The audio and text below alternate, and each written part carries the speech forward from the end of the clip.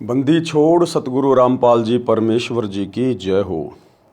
परमपिता परमात्मा सारी सृष्टि के रचनहार, कुल मालिक, असंख्य ब्रह्मांडों के स्वामी, जगत गुरु, तीनों लोकों में प्रवेश करके सबका भरण पोषण करने वाले राजाधीराज, आत्माधार, नाथों के नाथ, देवों के देव, महादेव, सर्वेश्वर, महेश्वर, मृत्युंजय, अजरो अमर, आदि अनादि सनातनी प्रभु, जगत पिता जगदीश्वर, श्री श्री 1008 की उपाधि के वास्तविक अधिकारी, अकाल मूरत शब्द स्वरूपी राम वासुदेव, सर्वगतम ब्रह्म, परम पूज्य, प्रथम पूज्य, परम संत, परम पुरुष, परम धनी, परम दयालु, सत्य कबीर, हक्का कबीर, अल्लाहु कबीर, अल्लाहु अकबर, बाखबर, अल्लाह ताला, जगत के तारणहार, जगत के मुक्तिदाता, जगत के जगन्नाथ, हारे के सहारे, हिंदुओं के राम, मुसलमानों के अल्लाह, सिखों के वाहेगुरु, ईसाइयों के मसीह, दया के सागर दयानिधि, करुणा के सागर करुणानिधि, स्वयंभू परिभू, संकट मोचन, कष्ट हरण, मंगल करण, दुख भंजन, अविगत कबीर,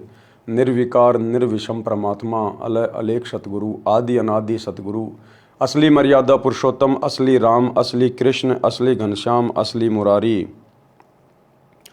राजाओं के राजा, महाराजाओं के महाराजा, शहंशाहों के शहंशाह, सम्राटों के सम्राट, भगवानों के भगवान, अल्लाहों के अल्लाह, प्रभुओं के प्रभु, मसीहाओं के मसीह, सच्चे वाहेगुरु, बाबाओं के बाबा, पीरों के पीर, सेठों के सेठ, जगत सेठ, सावड़सा सेठ, सर्वगुण संपन्न, अनंत कोटि कलाओं के स्वामी, अनंत कोटि ब्रह्मांडों के नायक, योगियों में महायोगी, ध्यानियों में महाध्यानी, सिद्धों में परम सिद्ध, ज्ञानियों में तत्व ज्ञानी, ब्रह्म ज्ञानी, महाज्ञानी, परम ज्ञानी, सर्वश्रेष्ठ ज्ञानी, विज्ञानी, युवा कबीर, समरथ कबीर, असमवात, अमित ओजा, सच्चे रहनुमा, करीम अल्लाह, सुभान अल्लाह, दुनिया के अंतिम पैगंबर, 8 सितंबर 1951 से गांव धनाना, जिला सोनीपत, हरियाणा, भारतवर्ष की पावन भूमि पे प्रकट रियल कल की भगवान श्री नारायण साकार हरि, श्री बाबा साहेब, नूर अनंत परमात्मा, संत शिरोमणि सतगुरु रामपाल जी परमेश्वर जी के चरण कमल में साध संगति से जुड़े हुए आप और हम सभी सत्सेवक भाई बहनों का अनंत कोटि दंडवत प्रणाम।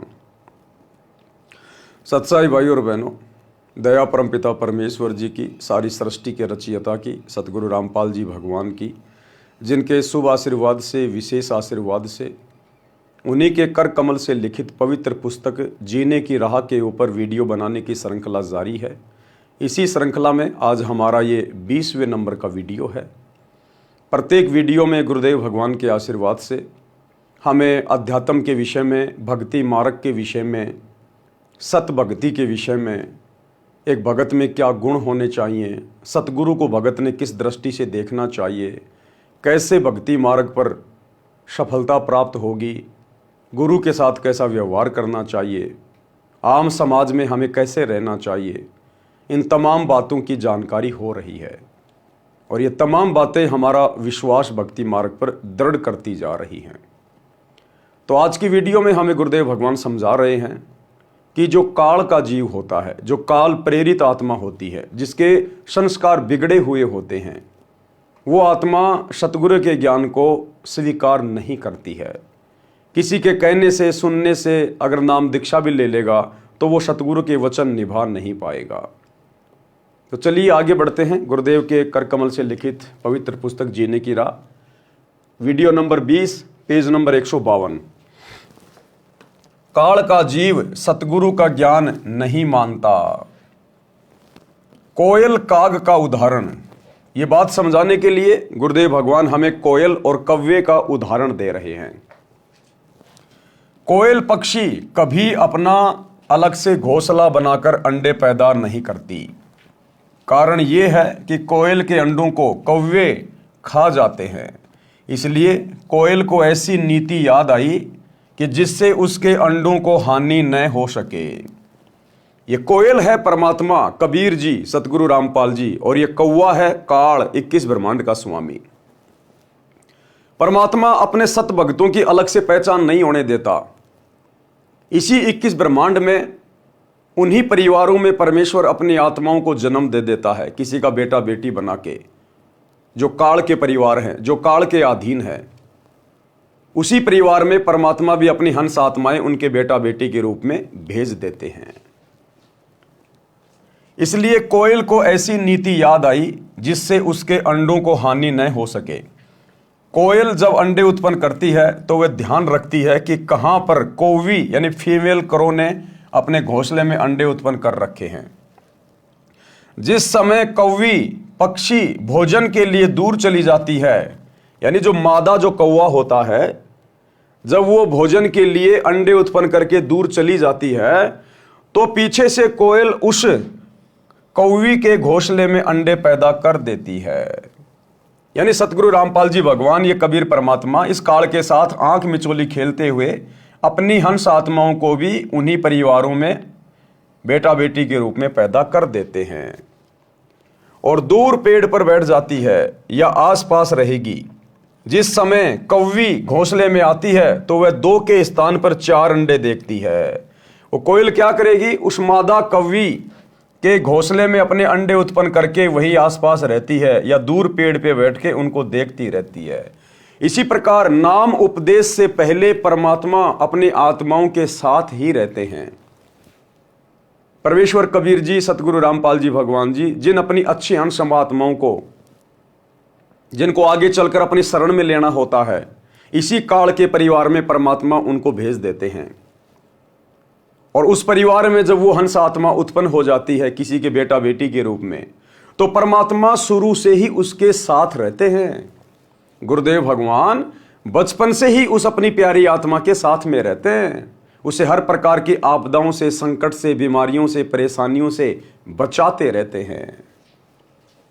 तो वो कोयल उस कौवी के घोंसले में अंडे पैदा करके आसपास रहती है और ध्यान रखती है। जिस समय कौवी घोंसले में आती है तो वह 2 के स्थान पर 4 अंडे देखती है। वह नहीं पहचान पाती कि तेरे अंडे कौन से हैं, अन्य के कौन से हैं, इसलिए वह चारों अंडों को पोषण करके बच्चे निकाल देती है। कोयल भी आसपास रहती है। अब कोयल भी अपने बच्चों को नहीं पहचानती है। ये तो एक सांसारिक उदाहरण है भाई और बहनों, कव्य और इसका कोयल का। बाकी सतगुरु रामपाल जी परमेश्वर तो अंतर्यामी है, जानी जान है। ये परमेश्वर तो सब कुछ जानते हैं, सब कुछ पहचानते हैं कि इनमें मेरे बच्चे कौन से हैं, मेरी शरण में कौन आएगा। अब कोयल भी अपने बच्चों को नहीं पहचानती है, क्योंकि सब बच्चों का एक जैसा रंग काला रंग होता है। जिस समय बच्चे उड़ने लगते हैं तब कोयल निकट के अन्य पेड़ पर बैठकर कुहू कुहू की आवाज लगाती है। फिर ये कबीर भगवान सतगुरु रामपाल जी संत रूप में आकर और अपने सत्संग की आवाज लगाना शुरू करते हैं। टीवी के माध्यम से, ज्ञान गंगा पुस्तक के माध्यम से, या अन्य ऑडियो वीडियो के माध्यम से, या किसी अन्य भगत भाई बहन के माध्यम से परमात्मा फिर उस आत्मा तक अपनी जानकारी पहुंचाते हैं, अपनी आवाज वहां तक भेजते हैं।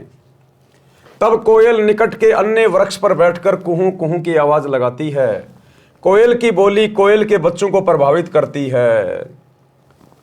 कौवे वाले मस्त रहते हैं। यानी एक परिवार में मान लीजिए 5 मेंबर हैं, और जब सतगुरु रामपाल जी के सत्संग सुनने की बात आती है, उनकी पुस्तक पढ़ने की बात आती है, तो उनमें से 2 बड़ी आसानी से सतगुरु के ज्ञान को समझ जाते हैं, पहचान जाते हैं, और बाकी मेंबर नहीं मानते, बार बार कहने पर भी नहीं मानते। तो जो नहीं मान रहे हैं वो तो हैं कौवे के बच्चे, यानी वो काल प्रेरित आत्मा है। और जो तुरंत सत्संग सुनकर या कोई पुस्तक पढ़कर अंदर से जागृत हो जाते हैं कि भैया सत्संग लेना बहुत जरूरी है, नहीं तो बात बिगड़ जाएगी, तुरंत वो नाम दीक्षा के लिए दौड़ पड़ते हैं। तो वो हैं कोयल के बच्चे, कबीर भगवान के बच्चे, सतगुरु रामपाल जी की आत्मा। कोयल की बोली कोयल के बच्चों को प्रभावित करती है। कौवे वाले मस्त रहते हैं। कोयल की आवाज सुनकर कोयल के बच्चे उड़कर कोयल की ओर चल पड़ते हैं। कोयल कुहू कुहू करती हुई दूर निकल जाती है। साथ ही कोयल के बच्चे भी आवाज से प्रभावित हुए कोयल के पीछे पीछे दूर चले जाते हैं। कौवी विचार करती है कि ये तो गए सो गए, जो घोंसले में हैं उनको संभालती हूं कि कहीं कोई पक्षी हानि ना कर दे। ये विचार करके कौवी लौट आती है। इस प्रकार कोयल के बच्चे अपने कुल परिवार में मिल जाते हैं। जब वो मादा कौवी देखती है कि ये बच्चे तो गए सो गए, वो पीछे जो घोंसले में मेरे और बच्चे हैं कहीं उनको कोई पक्षी हानि ना कर दे, वो फिर वापस आ जाती है, कोयल के बच्चों का पीछा छोड़ देती है। इसी प्रकार जो भगत, जो हंस आत्मा अपने सतगुरु से उपदेश लेने के बाद, अपने सतगुरु की आवाज को पहचानने के बाद जब दृढ़ होकर भक्ति मार्ग पर लग जाते हैं, किसी के डराने से, धमकाने से, लोकलाज में डालने से, दबाव डालने से अगर वो पीछे नहीं हटते हैं, भक्ति से नामखंड नहीं करते हैं, मर्यादा नहीं तोड़ते हैं, संघर्ष करते हैं, फिर ये काल रूपी कौवा उन आत्माओं का पीछा छोड़ देता है। थोड़ी देर तो वो कौवी दौड़ती है पीछे पीछे कि मेरे बच्चे गए, मेरे बच्चे गए। तो शुरुआत में तो भगत के पीछे काल लगेगा कि गए गए, मेरा भोजन गया, मेरा भोजन गया। लेकिन वो कोयल के बच्चे पीछे मुड़ के नहीं देखते, वो अपनी मां की आवाज के पीछे पीछे उड़ते ही रहते हैं। तो जब सतगुरु का भगत अपने सतगुरु के ज्ञान को आधार बनाकर अपने आत्म कल्याण के लिए संघर्ष करता ही रहेगा, झुकेगा नहीं, टूटेगा नहीं, मर्यादा खंडित नहीं करेगा, चाहे घर छोड़ना पड़े, चाहे समाज छोड़ना पड़े, फिर वो कौवा, फिर वो मादा कौवा फिर उस भगत का पीछा छोड़ देती है और सोचता है कि पीछे जो मेरे बच्चे हैं कहीं उनको हानि ना हो जाए, उनको संभालता हूं। तो इस प्रकार हम भगत भाई बहनों ने सतगुरु के भक्ति मार्ग पर दृढ़ता के साथ लगना है, ताकि हमारे संघर्ष को देखकर, हमारे दृढ़ निश्चय को देखकर ये काल हमारा फिर पीछा छोड़ दे, अर्थात हमें दुखी करना, परेशान करना फिर ये बंद कर दे। तो जब घर परिवार वाले देख लेते हैं, समाज वाले देख लेते हैं, रिश्तेदार देख लेते हैं कि भैया ये मानने वाला नहीं है, इसको चाहे कितना कूट लो, कितना पीट लो, कितना धमका लो, कितना कुछ कह लो, ये मानने वाला नहीं है, ये तो बाबा रामपाल का पक्का भगत है, फिर वो घर परिवार रिश्तेदार वाले वो सब हमारा पीछा छोड़ देते हैं कि मरने दो इसको, जो करे वो करने दो, भाड़ में जाए। तो जो संघर्ष करेगा सतगुरु उसी के साथ रहेगा और काल उसी का पीछा छोड़ेगा। जो दो नाव की सवारी में रहेगा, भक्ति भी करना चाहेगा और रिश्तेदारों को भी खुश रखना चाहेगा, उनकी ब्याह शादी में जाके, छोटे मोटे कार्यों में जाके, उनकी परंपराओं में शामिल होके, तो दो नाव की सवारी वाला कभी भी अपनी मंजिल को प्राप्त नहीं करेगा, ना घर का, ना घाट का, धोबी का कुत्ता बन के रह जाएगा। यह विचार करके वो कवि लौट आती है। इस प्रकार कोयल के बच्चे अपने कुल परिवार में मिल जाते हैं और फिर वो दृढ़ भगत अंत में भक्ति सफल करके अपने शतलोक में चला जाता है परमानेंट सुख भोगने के लिए। परमेश्वर कबीर जी ने धर्मदास को समझाया है कि हे धर्मदास, तेरा पुत्र नारायण दास काग यानी काल का बच्चा है, उसके ऊपर मेरे प्रवचनों का प्रभाव नहीं पड़ा। आप दयाल करुणामय सत्य पुरुष के अंश हो। अब कबीर परमात्मा ने धर्मदास से कहा कि धर्मदास, तेरा जो बेटा है ना नारायण दास, वो काल की आत्मा है और तुम हो मेरे बच्चे, तुम सत्य पुरुष के अंश हो। आपके ऊपर मेरी प्रत्येक वाणी का प्रभाव हुआ और आप खींचे चले आए। काल के अंश नारायण दास पर कोई असर नहीं हुआ। यही कहानी प्रत्येक परिवार में घटित होती है। जो अंकुरी हंस यानी पूर्व जन्म के भक्ति संस्कारी, जो किसी जन्म में सतगुरु कबीर जी के सत्य कबीर पंथ में दीक्षित हुए थे परंतु मुक्त नहीं हो सके। अब देखो भाई और बहनों, बात आती है पिछली पीढ़ी पे। क्या कह रहे हैं गुरुदेव? जो किसी जन्म में सतगुरु कबीर जी के सत्य कबीर पंथ में, तो सत्य कबीर पंथ तो मेरे भाई कलयुग की पिछली पीढ़ी में शुरू होता है। ये सत्य कबीर पंथ, वास्तविक कबीर पंथ, जहां पूरी भक्ति का आपको ट्रीटमेंट दिया जाता है, ये तो कलयुग की पिछली पीढ़ी में शुरू होता है।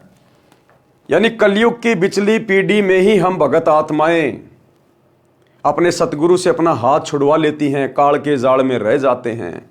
फिर ये परमात्मा उन्हीं आत्माओं को बार बार काल के हाथ से वापस खींचता है।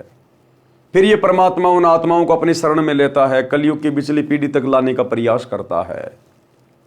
तो जो इस प्रकार की अंकुरी हंस आत्मा होती हैं, जो किसी पिछले युग में, किसी जन्म में इसी कबीर परमात्मा सतगुरु रामपाल जी भगवान की शरण में रह चुकी होती हैं, ये परमात्मा उन्हीं आत्माओं को फिर से मौका देता है और वो आत्माएं तुरंत अपने पिता की बात को जान जाती है, समझ जाती है, पहचान जाती है, तुरंत वो भक्ति को स्वीकार कर लेते हैं।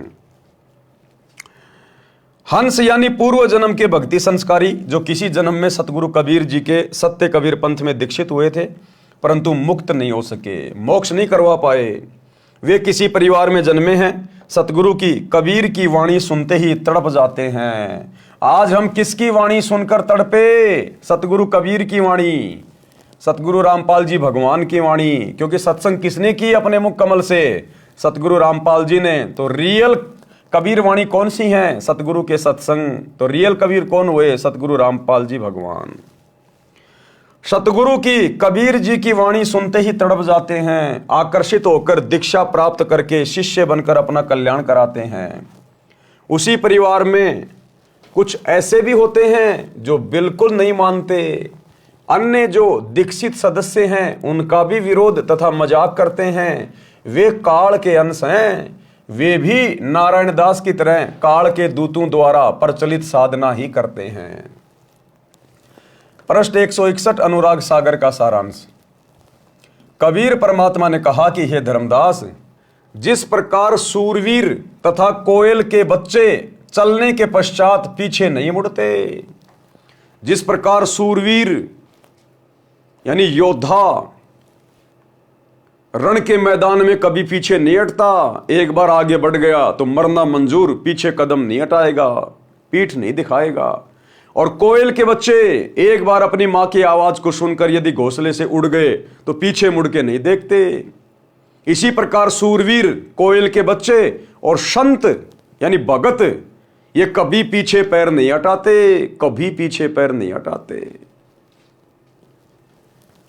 कबीर परमात्मा ने कहा कि हे धर्मदास, जिस प्रकार सूरवीर तथा कोयल के बच्चे चलने के पश्चात पीछे नहीं मुड़ते, इस प्रकार यदि कोई मेरी शरण में इस प्रकार दौड़कर सब बाधाओं को तोड़कर परिवार का मोह छोड़कर मिलता है तो उसकी 101 पीढ़ियों को पार कर दूंगा। कबीर भगत बीज होवे जो हंसा, यानी जो अधिकारी भगत होगा, जो परमात्मा का अधिकारी अंकुरी हंस होता है, भक्ति बीज होता है।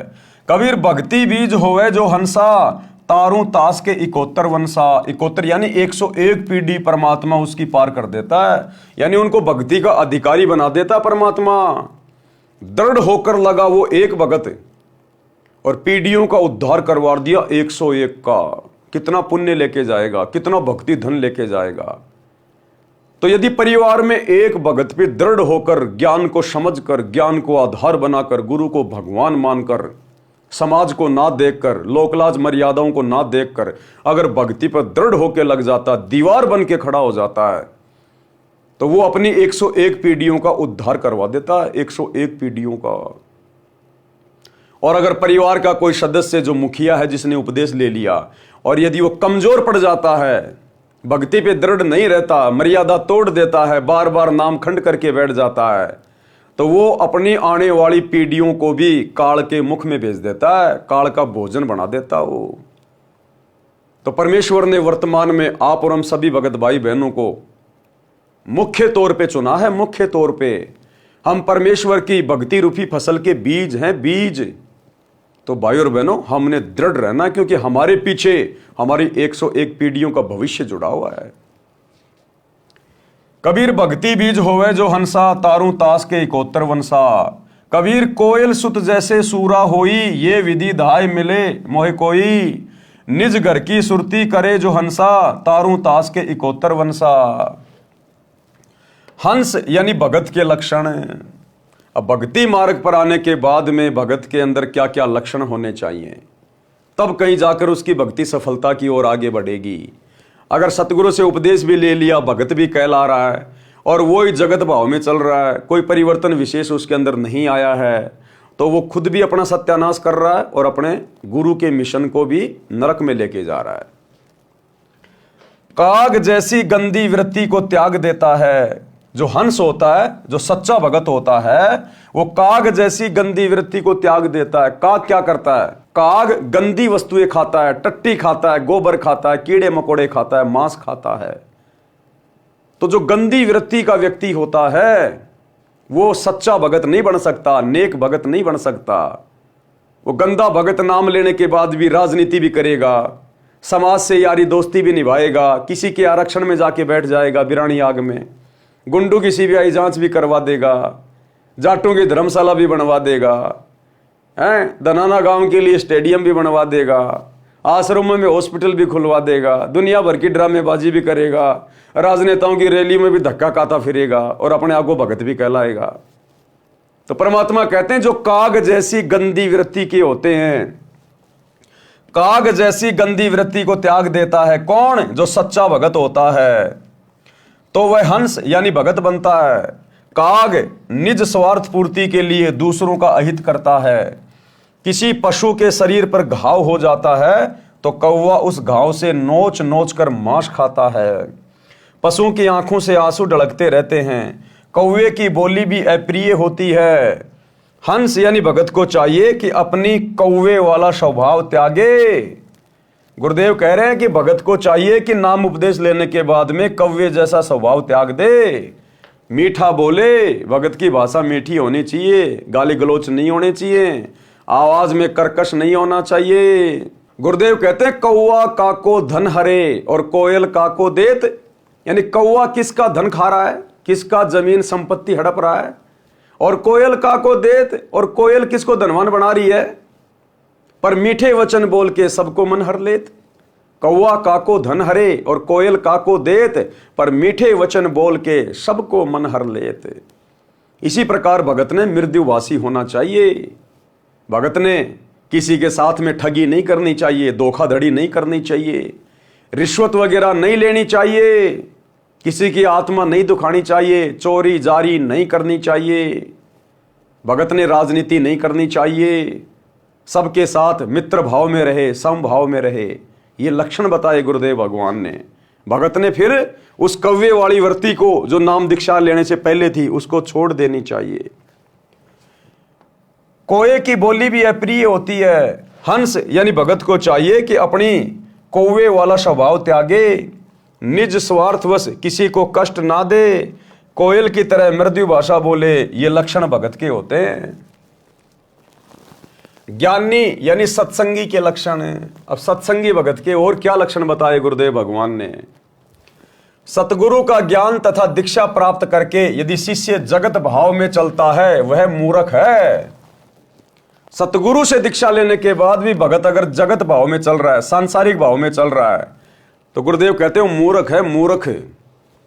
अब सतगुरु से दीक्षा लेने के बाद, इतना ज्ञान लेने के बाद अपने स्वार्थ के लिए गांव वालों के लिए स्टेडियम बना दिया, गांव वालों को खुश करने के लिए बैडमिंटन का स्टेडियम, ताकि धनाना गांव वाले धनाना आश्रम में कोई रोक टोक पैदा ना करें। तो निज स्वार्थ के लिए जगत भाव में चल रहा है गुरु जी का परिवार। ये कोऑर्डिनेटर हरियाणा के जाट आरक्षण में जाकर संगत को बैठा दिया, खुद भी जाके बैठ गए, महीने महीने तक ड्रामा करते रहे जाटों के धरनों पर, और करोड़ों रुपया चंदे के रूप में दे दिए। इसको कहते जगत भाव में चलना। भगतों ने आरक्षण चाहिए क्या इस गंदे लोक में? इस गंदे लोक में यदि किसी भगत को आरक्षण चाहिए तो वो गधा बनेगा, गधा। सतलोक नहीं जा सकता। राजस्थान के मृतक गैंगस्टर जो पुलिस एनकाउंटर में मारा जा चुका है, उसकी सीबीआई जांच का समर्थन राजपूत करणी सेना के लोग कर रहे थे, उसके समाज के लोग। जबरदस्ती सतगुरु रामपाल जी के भक्तों को सतगुरु रामपाल जी के काल प्रेरित परिवार ने जलती हुई आग में बैठा दिया। यह होता है जगत भाव में चलना। बेवजह गोहाना जाट धर्मशाला का 5वां फ्लोर गुरुदेव के दोनों लड़कों ने बनवाने का ठेका ले लिया 1 करोड़ रुपए की लागत से। संगत का ज्योति पाठ का पैसा कुएं में डाल दिया, आग में झोंक दिया। इसको कहते हैं जगत भाव में चलना। श्री राम मंदिर प्राण प्रतिष्ठा के समय जो लोग उनके दर्शन करने आ रहे थे राम लला के, जबरदस्ती जगत भाव में चलते हुए सतलोक आश्रम वालों ने, गुरुदेव के परिवार ने अयोध्या में 1 महीने का भंडारा लगा दिया। यह होता जगत भाव में चलना। भाई और बहनों, यह सत भक्ति मार्ग है। बकवाद करके कोई भी आत्मा आज तक सतलोक नहीं जा पाई। इसीलिए तो हम लोग अभी तक यही पड़े हैं। और सतगुरु का काल के साथ एग्रीमेंट है, सतगुरु जरा भी भाईचारा फालतू का नहीं निभाएगा, पक्ष विपक्ष की भूमिका नहीं करेगा। जब तक ये आत्मा ज्ञान को आधार बनाकर इस काल लोक के दुखों से दुखी होकर सतलोक चलने की चेष्टा नहीं करेगी, जैसा भाव जैसा चाव हमारे को सतलोक से नीचे आने का चढ़ा था काल के साथ है, इतना ही वो कशक, वो तड़प जब तक हमारी वापस सतलोक जाने की नहीं बनेगी, ये परमात्मा हमें स्वीकार नहीं करेगा। और जगत भाव में चलने से ये कशक कभी जिंदगी में नहीं बनने वाली। तो जो कार्य वर्तमान में गुरुदेव की गैर हाजिरी में 2014 बरवाला कांड के बाद गुरुदेव का परिवार कर रहा है, कोऑर्डिनेटर कर रहे हैं, लाखों की संगत उनके पीछे मूर्ख होकर कर रही है, ये जगत भाव वाले कार्य हैं। ऐसे कुकर्म करने से, ऐसी बकवादों में पड़ने से लाख जन्म भी सतलोक नहीं मिल सकता। तो क्या कह रहे हैं गुरुदेव, सतगुरु का ज्ञान तथा दीक्षा प्राप्त करके यदि शिष्य जगत भाव में चलता है तो वो मूर्ख है, वह भक्ति लाभ से वंचित रह जाता है। कौन सा भक्ति लाभ? मोक्ष। वह भक्ति में आगे नहीं बढ़ पाते, उसी समय उनका कनेक्शन सतगुरु से कट जाता है, फुल स्टॉप लग जाता है। भले वो माला करते रहो, आरती करते रहो, आश्रमों में आते रहो, जाते रहो, लड्डू जलेबी खाते रहो, लेकिन फुल स्टॉप लग जाता है। फिर वे सार शब्द प्राप्ति के योग्य नहीं बन पाते। इसलिए तो सतगुरु ने अभी तक किसी को सार शब्द नहीं दिया। ये सार शब्द भक्तों को वो ही दे रहे हैं जो जगत भाव में चल रहे हैं। यानी वर्तमान में भगत ही भक्तों को सार शब्द दे रहे हैं, सतगुरु नहीं दे रहा किसी को। सतगुरु तो सार शब्द के योग्य बनाने के लिए 2014 बरवाला कांड के बाद से परीक्षा ले रहा है। और भैया परीक्षा के समय में पढ़ाई नहीं होती, परीक्षा के समय में पढ़ाई नहीं होती, नए एडमिशन नहीं होते। तो ये तो अपने धार्मिक धंधे के लिए सतलोक आश्रम खोले जा रहे जगह जगह। गुरुदेव कह रहे शिष्य जब तक उपदेश लेने के बाद जगत भाव में चलेगा वो सार शब्द के योग्य नहीं बनता। तो 2014 बरवाला कांड के बाद से पूरी की पूरी संगत जो सतलोक आश्रमों से जुड़ी हुई है ये जगत भाव में तो चल रही है, भक्ति भाव है कहां इनके पास है। तो कौन सा सार नाम मिल रहा है इनको? फर्जी, फर्जी सार नाम, फर्जी सार शब्द। वे सार शब्द प्राप्ति के योग्य नहीं बन पाते। यदि अंधे व्यक्ति का पैर बिस्टे यानी टट्टी या गोबर पर रखा जाता है तो उसका कोई मजाक नहीं करता। नादान व्यक्ति कोई गलती कर दे उसका कोई मजाक नहीं करता। छोटा बच्चा मां की गोद में पेशाब कर दे कोई मजाक नहीं करता। लेकिन ज्ञान प्राप्त करने के बाद, समझदार बनने के बाद, सतगुरु से उपदेश लेने के बाद शिष्य यदि जगत भाव में चलता है, बकवाद करता है, गंदी राजनीति करता है, समाज के साथ में यारी दोस्ती निभाता है, उसके बाद वो आत्मा सतगुरु की नजरों में गिर जाती है, समाज में हंसी का पात्र बनता है, हंसी का पात्र। यदि अंधे व्यक्ति का पैर बिस्टे यानी टट्टी या गोबर पर रखा जाता है तो उसका कोई मजाक नहीं करता, कोई उसकी हंसी नहीं करता। यदि आंखों वाला यानी भगत कुठोर गलत स्थान पर जाता है, पर नारी गमन, चोरी करना, मर्यादा तोड़ना, अब मर्यादा तोड़ने में सारे काम आ गए। अयोध्या में जाके भंडारा करना, जाटों का आरक्षण, गुंडों की सीबीआई जांच, जाटों की धर्मशाला, धनाना में हॉस्पिटल बनाना, स्टेडियम बनाना, ये दुनिया भर के पाखंड करना, ये सब मर्यादा तोड़ने के अंतर्गत आते हैं। पर नारी गमन, चोरी करना, मर्यादा तोड़ना, वर्जित वस्तु तथा साधना का प्रयोग करना कुठोर कहा जाता है, तो निंदा का पात्र होता है। आने वाले समय में भक्ति इतिहास में गुरुदेव के बेटा बेटी, भाई बंधु, रिश्तेदार, ये कोऑर्डिनेटर, ये सब निंदा के पात्र बनेंगे, निंदा के पात्र।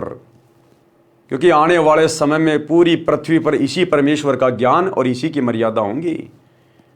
उस समय ये जो यादगार इन्होंने जो बनवा दिए हैं गुरुदेव की गैर हाजिरी में जगत भाव में चलते हुए, ये धनाना में स्टेडियम बना दिया, यादगार बना दी कि आने वाला भगत समाज हमारे को कुठोर दृष्टि से देखे कि रे गधो, सतगुरु के परिवार में जन्म लेने के बाद भी तुम सतगुरु के मोटे मोटे नियम भी नहीं समझ पाए। सतगुरु ने तो प्रथम नाम दीक्षा के समय बता दिया कि भक्तों ने ताश भी नहीं खेलनी, कोई गेम नहीं खेलना, सहयोग नहीं करना, और तुमने ये 1 करोड़ रुपए का स्टेडियम बनवा दिया धनाना वालों के लिए, तो वो निंदा के पात्र बनेंगे। ये सात संगति के माध्यम से जो वीडियो बन रहे हैं, जो इनके कुकर्मों को दिखा रहे हैं, इन वीडियो को देख देख कर, इनके जगत भाव वाले कुकर्मों को देखकर आने वाला भगत समाज इनको निंदा की दृष्टि से देखेगा, निंदा की दृष्टि से, कि तुमसे बड़ा मूर्ख तो कोई धरती पे है ही नहीं। तुम कहलाते थे गुरु जी के बेटा बेटी, भाई बंधु, रिश्तेदार, कोऑर्डिनेटर, बड़े बड़े भगत, तुम बड़े बड़े आश्रम चला रहे थे, और ज्ञान तुम्हारे को 2 दिल्ली का भी नहीं। तुमने एक भी मर्यादा गुरुदेव की सुरक्षित नहीं रखी। तो आने वाले समय में यही गुरु का काल प्रेरित परिवार समाज में निंदा का पात्र बनेगा जब गुरु जी का ज्ञान पूरी पृथ्वी पर होगा।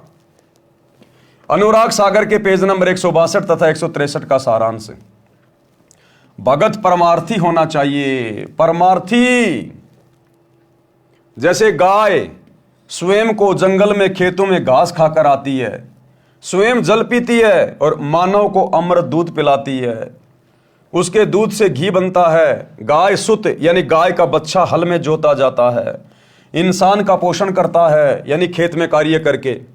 गाय का गोबर भी मनुष्य के काम आता है। मृत्यु उपरांत गाय के शरीर के चमड़े से जूती बनती है जो मानव के पैरों को कांटों कंकरों से रक्षा करती है। मानव जन्म प्राप्त प्राणी परमार्थ ना करके भक्ति से वंचित रहकर पाप करने में अनमोल जीवन नष्ट कर जाता है। मांसाहारी नर राक्षस की तरह गाय को मारकर उसके मांस को खा जाता है, वह महापाप का भागी बनता है। इस संबंध की परमेश्वर कबीर जी की निमन वाणी पढ़ें।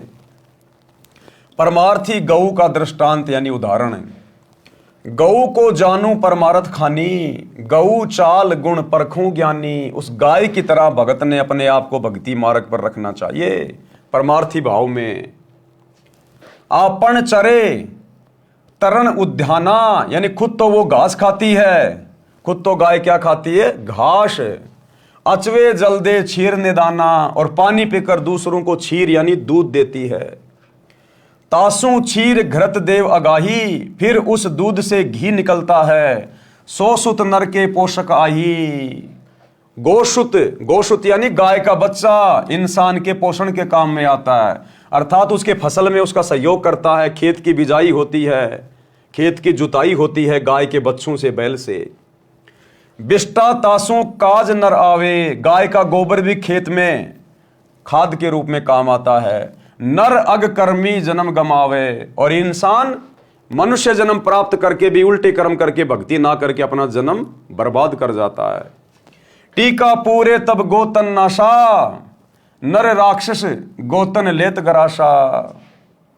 चाम तासु तन अति सुखदाई, एतिक गुण एक गोतन भाई। इतने गुण तो एक गाय में होते हैं, जबकि इंसान में कितने गुण होने चाहिए। परमार्थी संत लक्षण। गोशम संत गहे ये बाणी, तो नहीं काल करे जीवहानि। अगर गाय की तरह भगत यदि परमार्थी हो जाए, अपनी मर्यादाओं को सुरक्षित रखकर परमार्थ करना है। ये कलयुग की बिचली पीढ़ी है। परमार्थी होना बहुत अच्छी बात है, दयावान होना बहुत अच्छी बात है। दया बिना दरवेश कसाई। जिस दरवेश यानी संत में भगत में दया नहीं है, वो तो कसाई के समान है। लेकिन दया हमने केवल उतनी करनी है कि हमारी मर्यादा सुरक्षित रहे। अगर मर्यादा तोड़कर आप किसी का भला कर रहे हो, आप सबसे बड़े बुद्धू हो, सबसे बड़े मूर्ख हो आप। हमने राजा जनक की तरह आवश्यकता से ज्यादा दया भाव नहीं दिखाना। राजा जनक दयालु था, अपने आधे पुण्य उन 12 करोड़ आत्माओं के निमित्त कर दिए धर्मराज को, जो नरक में कष्ट भोग रही थी। काल ने ठग लिया, उसको पुण्यहीन कर दिया। तो हम भक्तों ने यह गलती नहीं करनी बिल्कुल भी। जैसे बाजीद ने उस बुढ़िया को अपनी सारी कमाई दे दी उस कुतिया को रोटी खिलाने के लिए, हमने ये गलती नहीं करनी। अगर हमारी भक्ति पे आंच आएगी तो चाहे दुनिया जल के मरो, हमने देखना भी नहीं है। और बाकी हमारी मर्यादाओं में रहते हुए यदि हम किसी का भला कर सकते हैं, किसी की मदद कर सकते हैं तो कीजिए, उसमें कोई दिक्कत नहीं। वो आपके ऊपर निर्भर करता है करना या नहीं करना है। परंतु मर्यादा तोड़कर किसी का भला किया, किसी के ऊपर दया दिखाई, तो फिर सबसे बड़े हम मूर्ख समझे जाएंगे, सबसे बड़े मूर्ख। नरतन लही असबुद्धि होई, सतगुरु मिले अमर है सोई। सुन धर्मनी परमारथ वाणी, परमारथ ते होय न हानि। पद परमारथ संत अधारा, गुरु सम लेई सो उतरे पारा। सत्य शब्द को परिचय पावे, परमारथ पद लोक सिंधावे। सेवा करे विसारे आपा, यानी सेवा करे, और आपा यानी घमंड, घमंड को त्याग दे। आपा थाप अधिक संतापा, अगर खुद के ऊपर लेगा कि मैंने ये परमार्थ कर दिया, मैंने ये भलाई का काम कर दिया, मैंने इतनी सेवा कर दी, कहते फिर उसके ऊपर संकट आएगा, दुख आएगा। ये नर अश्चातुर बुद्धि माना, गुण शुभ कर्म कहे हम ठाना। ऊंचा कर्म अपने सिर लीन्या, अवगुण कर्म पर सिर दीन्या। यानी जो मुख्य मुख्य सेवा है, मुख्य मुख्य जो महिमा है, वो तो अपने ऊपर ले ली, और जो नीचे कर्म है, जो अवगुण है, वो दूसरे के सिर पे रख दिए, तो कहते हैं वो भी भगत नहीं है। तात होए शुभ कर्म विनाशा, धर्म दास पद गहो विश्वासा।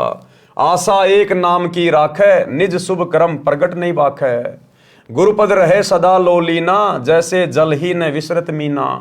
गुरु के शब्द सदा लो लावे, सत्य नाम निस दिन गुण गावे। जैसे जल ही न बिसरे मीना, ऐसे शब्द गहे परवीना। पुरुष नाम को अस पर भाऊ, हंसा भौरी ने जग में आऊं। निश्चय जाय पुरुष के पासा, कूरम कला परखूं धर्मदासा। अब गुरुदेव इनका सरलार्थ कर रहे हैं कि भगत ने किस प्रकार से परमार्थी होना है। परमेश्वर कबीर जी ने धर्मदास जी के माध्यम से मानव मात्र को संदेश व निर्देश दिया है। कहा है कि मानव को गाय की तरह परमार्थी होना चाहिए। जिनको सतगुरु मिल गया है वे तो अमर हो जाएंगे, घोर पापों से बच जाएंगे। सेवा करे तो अपनी महिमा की आशा ना करे कि मैंने इतनी पुस्तक बांट दी, मैंने इतने भक्तों को नाम दिला दिया। ये बिल्कुल अपने ऊपर ना ले भगत। सेवा करे तो सेवा भाव से करे, मान बढ़ाई की इच्छा ना रखे, इज्जत प्राप्ति की इच्छा ना रखे। सेवा करे तो अपनी महिमा की आशा ना करे। यदि अपने आप को मान बढ़ाई के लिए अपने आप को महिमावान मान लेगा तो उसको अधिक कष्ट होगा, शुभ कर्म नष्ट हो जाएंगे। उपदेशी केवल एक नाम की आशा रखे, केवल अपने गुरुदेव भगवान की आशा, केवल इनके सत भक्ति मंत्रों की आशा, दुनिया के आगे हाथ न फैलाए और किसी देव महादेव से मोक्ष की या धन प्राप्ति की कोई भी भौतिक इच्छा की डिमांड ना करे। केवल अपने गुरुदेव से आशा रखे, उनकी भक्ति पे लगे रहे, नाम का सुमरण करता रहे। उपदेशी केवल एक नाम की आशा रखे, मान बढ़ाई की चाहत हृदय से त्याग दे, अपने शुभ कर्म दान या अन्य सेवा किसी के सामने ना बताए कि मैंने इतना दान कर दिया, मैंने इतनी सेवा कर दी। हाँ, वैसे यदि बताना है, किसी कारणवश यदि बताना पड़ जाए तो हम बता सकते हैं, लेकिन मान बढ़ाई की चाहत में नहीं कि मैंने इतने पाठ करा दिए, मैंने इतना रुपया दान कर दिया। मान बढ़ाई के हिसाब से नहीं, दूसरों में इज्जत प्राप्ति के लिए नहीं। वैसे यदि कोई कारण हो जाए, बताना पड़ जाए, तो आदि नौकर कि भाई दास की तो क्या औकात है।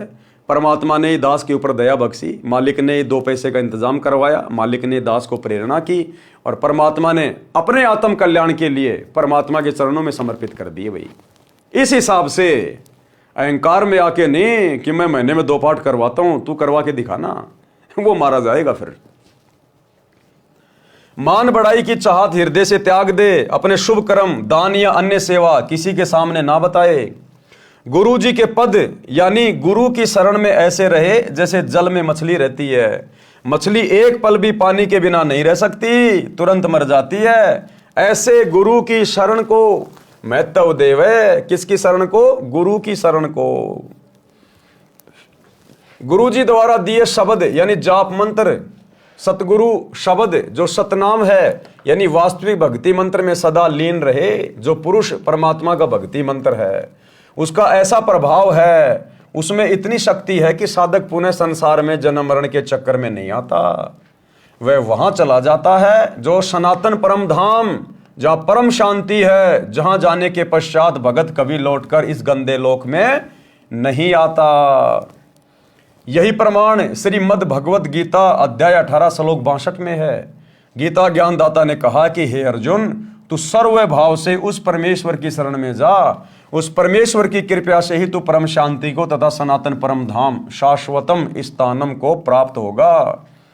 अब वो परमेश्वर कौन है जिसकी शरण में जाएं? अब वो परमेश्वर कौन है भैया जिसकी शरण में जाएं और सर्व भाव से भक्ति करें? वो परमेश्वर है सतगुरु रामपाल जी। वो परमेश्वर है ये कबीर भगवान सतगुरु रामपाल जी, जो सतगुरु रूप में तत्वदर्शी संत के रूप में धरती पे प्रकट हैं। ये है वो परमेश्वर जिसकी शरण में जाने के लिए गीता अध्याय 18 श्लोक 62 में कहा गया है कि हे अर्जुन, तू सर्व भाव से उस परमेश्वर की शरण में जा, उस परमेश्वर की कृपा से ही तू परम शांति को तथा सनातन परम धाम शाश्वत स्थानम को प्राप्त होगा। अध्याय 18 श्लोक 62। गीता अध्याय 15 श्लोक 4 में गीता ज्ञानदाता ने कहा है कि तत्व ज्ञान प्राप्ति के पश्चात परमेश्वर के उस परम पद की खोज करनी चाहिए जहां जाने के पश्चात भगत लौटकर कभी संसार में नहीं आता। जिस परमेश्वर ने संसार रूपी वृक्ष की रचना की है उसी की भक्ति करो। किसकी भक्ति करो? जिसने संसार रूपी पेड़ की रचना की है उसी की भक्ति करो। तो भक्ति तो वर्तमान में भाई हम सतगुरु रामपाल जी की कर रहे हैं, तो संसार रूपी वृक्ष की रचना किसने की यानी सृष्टि की रचना किसने की? सतगुरु रामपाल जी ने, क्योंकि उसी की भक्ति करने का निर्देश है ना। तो भक्ति वर्तमान में हम किसकी कर रहे हैं? गुरुदेव भगवान की। तो कौन हुए संसार रूपी पेड़ के रचनहार? सतगुरु रामपाल जी। जिस परमेश्वर ने संसार रूपी वृक्ष की रचना की है उसी की भक्ति करो। अध्याय 15 श्लोक 4। तो आप और हमारा सौभाग्य, हमें उस परमेश्वर की भक्ति उनकी शरण मिल चुकी है। गीता ज्ञानदाता ने अपनी नाशवान अर्थात जन्म मरण की स्थिति गीता अध्याय 2 श्लोक 12, अध्याय 4 श्लोक 5 व 9 में तथा अध्याय 10 श्लोक 2 में स्पष्ट ही कर रखी है कि अर्जुन, तेरे और मेरे बहुत जन्म हो चुके हैं, तू नहीं जानता, मैं जानता हूं। पाठक जनों, गीता से स्पष्ट हुआ कि गीता ज्ञानदाता काल ब्रह्म है, जो श्री कृष्ण जी के शरीर में प्रवेश करके बोल रहा था, नाशवान है, जन्म मरण के चक्कर में है, तो उसके उपासक की भी यही स्थिति होती है। यानी जो खुद जन्म मरण में है, गीता ज्ञान देने वाला, चाहे श्री कृष्ण मानो, चाहे विष्णु मानो, चाहे काल मानो, जब वो खुद ही जन्म मरण में है, गीता अध्याय 4 श्लोक 5 और 9 में कह रहा है, गीता अध्याय 10 श्लोक 2 में कह रहा है कि मैं तो जन्म मरण में हूं, तो बताओ फिर उनकी भक्ति करने से उनके भक्तों की जन्म और मृत्यु कैसे समाप्त हो जाएगी? श्री कृष्ण की भक्ति करने से, श्री विष्णु जी की भक्ति करने से या काल ब्रह्म की भक्ति करने से भगत की कभी भी जन्म और मृत्यु समाप्त नहीं हो सकती, क्योंकि वे खुद जन्म और मृत्यु में है। तो उनके उपासक की भी यही स्थिति होती है। इसलिए गीता अध्याय 18 श्लोक 62 तथा अध्याय 15 श्लोक 4 में वर्णित लाभ नहीं हो सकता। यानी वो सनातन परम धाम काल की भक्ति से, विष्णु की भक्ति से, श्री कृष्ण की भक्ति से प्राप्त नहीं हो सकता। वो सनातन परम धाम प्राप्त होगा सतगुरु रामपाल जी इस कबीर भगवान की सत भक्ति से, इनकी शरण में आने से। दूसरी बात यह सिद्ध होती है कि गीता ज्ञानदाता से कोई अन्य समर्थ तथा सर्व लाभदायक परमेश्वर है। तभी तो कह रहा कि तू सर्वभाव से उस परमेश्वर की शरण में जा। अरे भाई, अपने से अन्य की शरण में जाने के लिए गीता का ज्ञान देने वाला कह रहा है, इसका मतलब गीता ज्ञानदाता के पास में वो सामर्थ्य नहीं है, वो भक्ति नहीं है, वो शक्ति नहीं है। तभी तो अपने से अन्य की शरण में जाने के लिए अर्जुन को कह रहा है कि अगर तुझे सनातन परम धाम प्राप्त करना है, जन्म मरण का रोग कटवाना है, परम शांति चाहिए, तो उस परमेश्वर की शरण में जा। तो कौन है वो परमेश्वर जिसकी शरण में जाने के लिए गीता का ज्ञान देने वाला भगवान भी कह रहा है? वो है कबीर भगवान। और वो कबीर भगवान वर्तमान में धरती पर सतगुरु रामपाल जी के रूप में प्रकट है। दूसरी बात यह सिद्ध होती है कि गीता ज्ञानदाता से कोई अन्य समर्थ तथा सर्व लाभदायक परमेश्वर है, जिसकी शरण में जाने के लिए गीता ज्ञानदाता यानी काल ब्रह्म ने कहा है, वह परमेश्वर बंदी छोड़ जी हैं। कौन है वह परमेश्वर? कबीर बंदी छोड़ जी हैं, जो आज सतगुरु रामपाल जी के रूप में धरती पे प्रकट है। उन्होंने अपनी महिमा स्वयं ही कही है। आज गुरुदेव अपनी महिमा स्वयं ही बता रहे हैं, सृष्टि रचना का ज्ञान स्वयं ही दे रहे हैं, ब्रह्मा विष्णु महेश की रचना, उत्पत्ति, जन्म मरण स्वयं बता रहे हैं, सारे धर्मशास्त्रों को स्वयं ही आके बता रहे हैं, सृष्टि का ज्ञान स्वयं दे रहे हैं। क्योंकि इनके अलावा इनकी महिमा कोई दूसरा नहीं बता सकता, क्योंकि इनके बारे में कोई दूसरा यहाँ का प्राणी जानता ही नहीं है। उन्होंने अपनी महिमा स्वयं ही कही है, जो आप जी कबीर सागर में पढ़ रहे हैं। परमेश्वर ने अनुराग सागर पेज 13 पर कहा है कि सत्य पुरुष द्वारा रची सृष्टि के विषय में बताई कथा का साक्षी किसको बनाऊं, क्योंकि सबकी उत्पत्ति बाद में हुई है। यानी सबसे पहले यही कबीर परमात्मा सतगुरु रामपाल जी भगवान प्रकट हुए, स्वयंभू परमात्मा। उसके बाद इन्होंने सारी सृष्टि उत्पन्न की है। तो इनकी कहानी भला कौन जान सकता है, क्योंकि सब तो इनके बाद में उत्पन्न हुए, इन्हीं के द्वारा। तो अपने द्वारा रची गई सृष्टि के विषय में ये कबीर परमात्मा स्वयं ही नीचे संत रूप में आके ठीक ठीक बताता है, क्योंकि सबकी उत्पत्ति बाद में हुई है। पहले अकेले सत्य पुरुष थे। यहां पर विवेक करने की बात यह है कि कबीर जी को ज्ञान कहां से हुआ?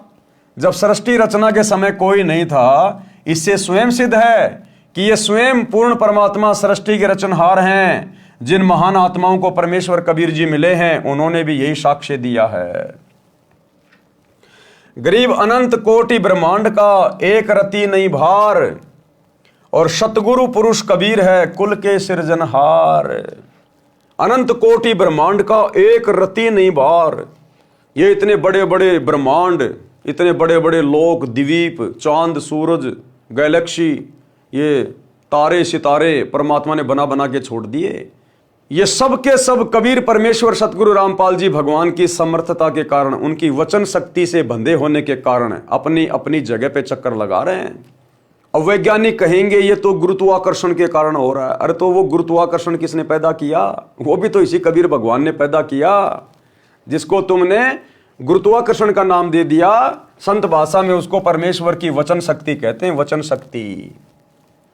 तो कहते हैं गरीब अनंत कोटि ब्रह्मांड का एक रति नहीं बार, और सतगुरु पुरुष कबीर है। यानी सतगुरु ही वो समर्थ पुरुष है, कबीर है, कुल के सृजनहार, पूरी सृष्टि को जिन्होंने रचा है।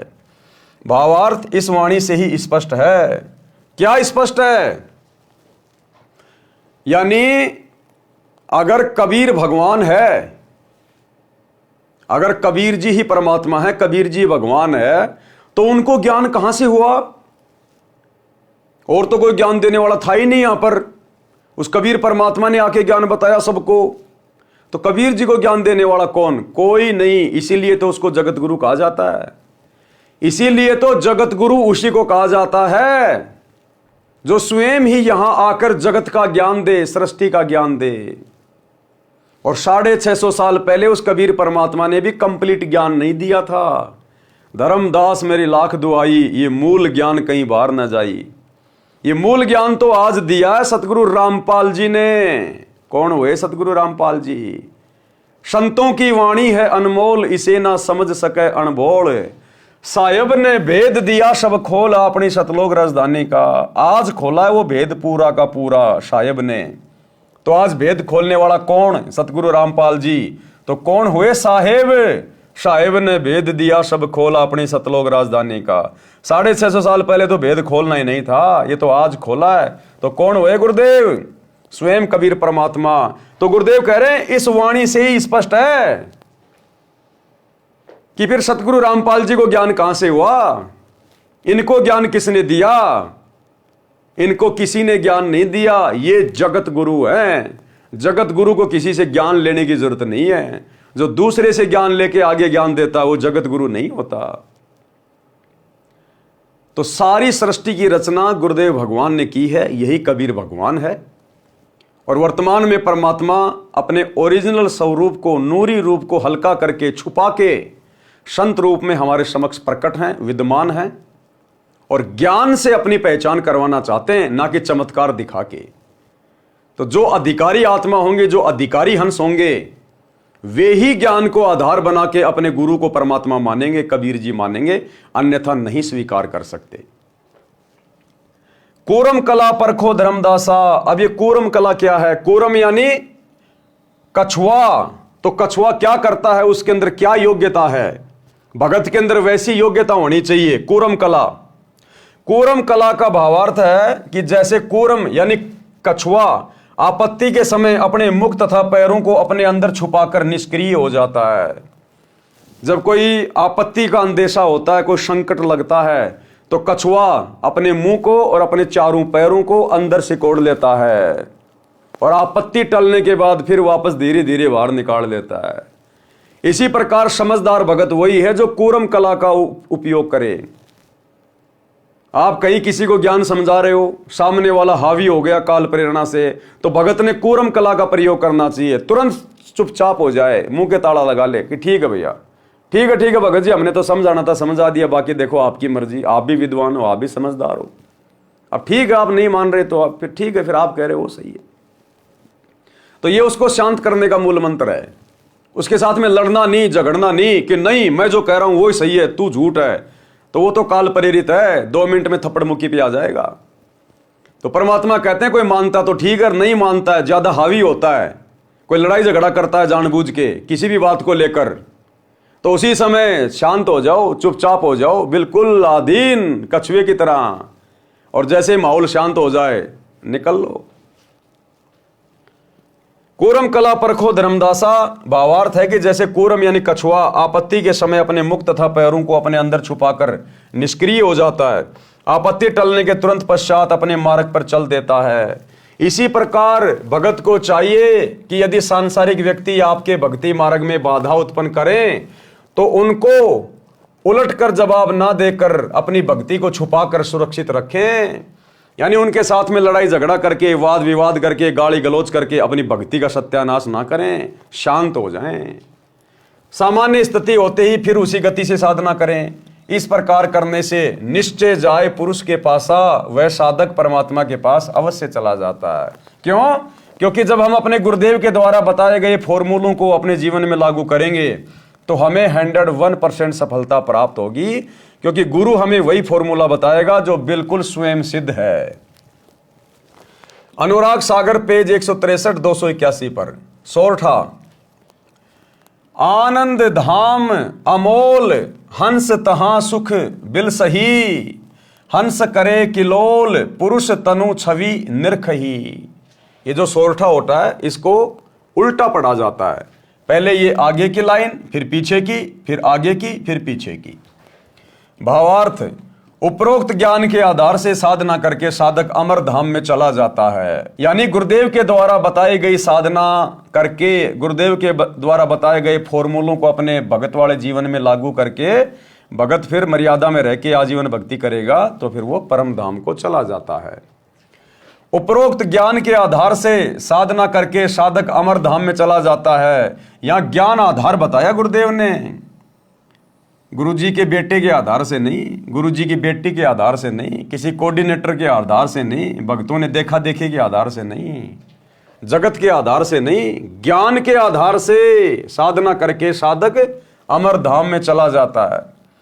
वहां पर आनंद भोगता है, वह शतलोक बेशकीमती है। वहां पर सत्य पुरुष के शरीर की शोभा देखकर आनंद मनाते हैं। दीक्षा लेकर नाम का सुमरण करना अनिवार्य, यानी नाम उपदेश लेने के बाद यदि आप सुमरण करने में, भक्ति करने में गफलत करते हैं तो ये भक्ति मार्ग में भगत के हित में नहीं है, फिर भगत नुकसान उठाएगा।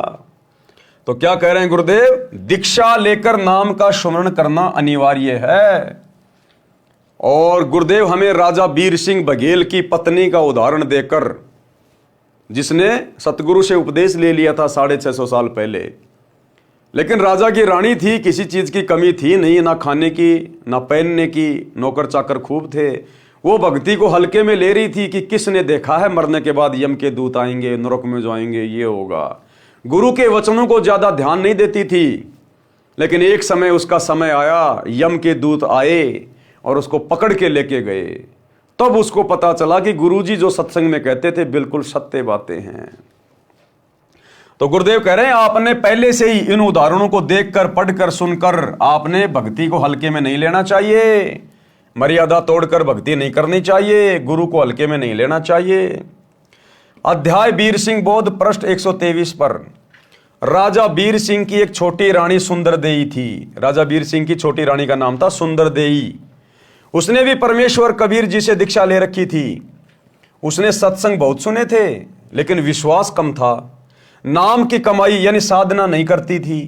जब रानी का अंतिम समय आया तो यम के दूत राजभवन में प्रवेश कर गए, क्योंकि भक्ति पूरी उसकी बनी नहीं।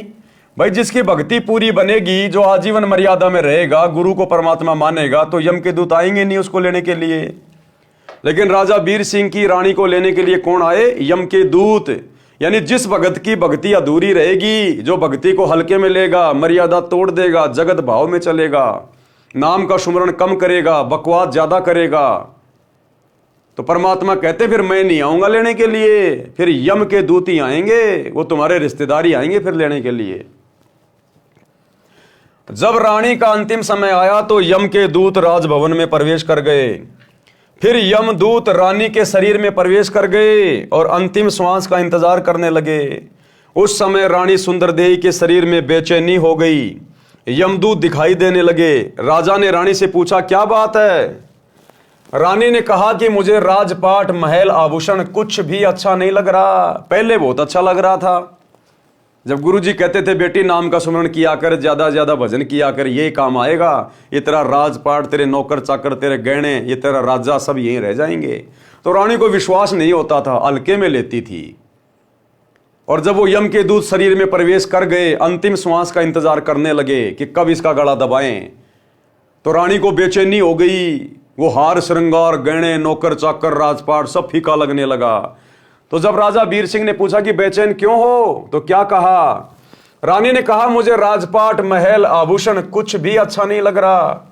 रानी ने कहा कि साधु संतों को बुलाकर परमात्मा की चर्चा कराओ। अब साधु संत क्या करेंगे भैया? पूरी जिंदगी तो भक्ति नहीं करी, नाम का सुमरण नहीं किया, बकवादों में लगे रहे, लड्डू जलेबी बर्फी खाते रहे, मर्यादा तोड़ते रहे, तो अंत समय में भगत क्या करेंगे आके? जब भगवान ही साथ नहीं दे रहा तो भगत क्या ढोलक पेटी बजा के तुम्हारा उद्धार कर देंगे? रानी ने कहा कि साधु संतों को बुलाओ, परमात्मा की चर्चा कराओ। साधु तथा भगत आकर परमात्मा की चर्चा तथा भक्ति करने लगे। अब राजा था भाई, उसने भक्तों को बुला लिया, आ जाओ भाई, रानी याद कर रही है। अब भगत क्या चर्चा करेंगे, वो ढोलक पीटेंगे, भजन गाएंगे 650 साल पहले वाले। उससे कोई लाभ नहीं हुआ। रानी के शरीर में कष्ट और बढ़ गया। अर्ध अर्ध यानी आधा आधा श्वास चलने लगा। श्वास खींच खींच कर आने जाने लगा। हृदय कमल को त्याग कर जीव भयभीत होकर त्रिकुटी की ओर भागा। यमदूतों ने चारों ओर से घेर लिया। चारों यमदूतों ने जीव को घेर कर कहा कि आप चलो, हरि ने तुम्हें बुलाया है। तब रानी के जीव को सत्संग वचन याद आए। उस समय याद आए उसको गुरुजी के वचन कि गुरुजी सत्संग में सही कहा करते थे, भाई यम के दूत आएंगे लेने के लिए अगर भक्ति नहीं करी तो, और गला पकड़ के लेके जाएंगे। अब रानी को तुरंत गुरुजी के सत्संग याद आ गए। अब भाई और बहनों, याद हुआ तो कुछ नहीं आना उस समय। जिसने जैसी भक्ति करी है परमात्मा ही साथ रहता है। लेकिन यहां ये सारी बातें गुरुदेव आप और हम पिछली पीढ़ी वालों को सतर्क करने के लिए ये रानी सुंदर देवी का उदाहरण दे रहे हैं, उसके अंतिम जीवन की सत्य कथा बता रहे हैं। अगर उस समय तुम्हें गुरु का वचन याद आ भी गया तो भी तुम क्या कर लोगे? जब भक्ति तुम्हारी पूरी नहीं है तो गुरु क्या कर लेगा भाई? तो गुरुदेव हमें समझा रहे हैं वर्तमान वाले भक्तों को कि तुम्हारा फाइनल दाव है, गफलत मत करना। उस रानी सुंदर देवी की तरह गफलत मत करना सुमरण करने में, भक्ति करने में, दान धर्म करने में। अगर मर्यादा तोड़कर भक्ति को हल्के में लोगे, जगत भाव में चलोगे तो अंत समय में तुम्हारे साथ यही होगी। फिर तुम्हारा गुरु नहीं आएगा विमान लेके, फिर काल के दूत आएंगे लठ लेके। तब रानी के जीव को सत्संग वचन याद आए। उसने यमदूतों से कहा कि हे बटपार, हे जालिमों, तुम यहां क्यों आ गए? हमारा सतगुरु हमारा मालिक है, आप हमें नहीं ले जा सकते। मेरे सतगुरु धनी मालिक ने मुझे नाम दिया है, मेरे गुरुजी आएंगे तो मैं जाऊंगी। ये बात सुनकर यम के दूत बोले कि यदि आपका कोई खसम यानी धनी है तो उसको बुलाओ, नहीं तो हमारे साथ परमात्मा के दरबार में चलो। जीव ने कहा, धरनी आकाश से नगर नियारा, तहां निवाजे धनी हमारा। कि मेरा धनी, मेरा मालिक तो शतलोक में निवास करता है। अगम शब्द जब भाखे नाऊं, तब यम जीव के निकट नहीं आऊं। भावार्थ, पहले तो रानी को विश्वास नहीं हो रहा था कि जो सतगुरु जी सत्संग में ज्ञान सुना रहे हैं वह सत्य है। वो सोचती थी कि ये केवल कहानी है, क्योंकि सब नौकर नौकरानी आज्ञा मिलते ही दौड़ आते थे, मनमर्जी का खाना खाती थी, सुंदर वस्त्र आभूषण पहनती थी। उसने सोचा था कि ऐसे ही आनंद बना रहेगा। ये तो पिछले जन्म की बैटरी चार्ज थी, वर्तमान में चार्जर मिला तो चालू नहीं किया, यानी साधना नहीं की। जब बैटरी की चार्जिंग समाप्त हो जाती है, बैटरी डाउन हो जाती है, तो सारी सुविधाएं बंद हो जाती हैं। फिर ना पंखा चलता है, ना बल्ब जगता है, बटन दबाते रहो, कोई क्रिया नहीं होती। इसी प्रकार जीव का पूर्व जन्म की भक्ति का धन यानी चार्जिंग समाप्त हो जाती है तो सारी सुविधाएं छीन ली जाती है, जीव को नरक में डाल दिया जाता है। तब उसको अकल आती है, उस समय वक्त हाथ से निकल चुका होता है, उस समय वक्त हाथ से निकल चुका होता है। कितना चिल्ला लेना, फिर कुछ बात नहीं बनेगी, केवल पश्चाताप और रोना शेष रह जाता है। रानी सुंदर देवी ने सत्संग सुन रखा था, पूर्ण सतगुरु से दीक्षा ले रखी थी, नाम की कमाई नहीं की थी, वह गुरुद्रोही नहीं हुई थी, गुरु निंदा नहीं करती थी। रानी ने सतगुरु को याद किया कि हे सतगुरु, हे मेरे धनी, मेरे को यमदूतों ने घेर रखा है, मुझ दासी को छुड़ाओ। मैंने आपकी दीक्षा ले रखी है, आज मुझे पता चला कि ऐसी आपत्ति में ना पति काम आता है, ना पत्नी, ना बेटा, ना बेटी, ना भाई बहन, ना राजा प्रजा, कोई सहायक नहीं होता। आप और हमें गुरुजी समझा रहे हैं कि सुधर जाओ कलयुग की पिछली पीढ़ी वालों, अंत समय कोई ना हो सहाई, अंत समय तुम्हारे कोई काम नहीं आएगा। ये तुम्हारी संपत्ति जिसके लिए तुम दिन रात एक कर रहे हो, और टाइम कर रहे हो, दुनिया को ठग रहे हो, लूट रहे हो, आगे से आगे काम धंधा बढ़ा रहे हो, हैं, 4 पैसे कमाने के लिए ना जाने क्या क्या ऊट पटांग कर रहे हो। ये तुम्हारे बेटा बेटी, भाई बंधु, रिश्तेदार, कार कोठी जवाई कुछ काम नहीं आएंगे, कुछ भी। वहां तो सतगुरु की भक्ति काम आनी है, सतगुरु की भक्ति। अगर वो नहीं करोगे तो कुछ लेना देना नहीं। रानी के जीव ने हृदय से सतगुरु को पुकारा, तुरंत सतगुरु कबीर जी वहां उपस्थित हुए। कौन सतगुरु कबीर जी? जो उस समय रानी के गुरु के रूप में आए हुए थे, जो वर्तमान में हमारे गुरु जी के रूप में आए हुए हैं, ये सतगुरु कबीर जी।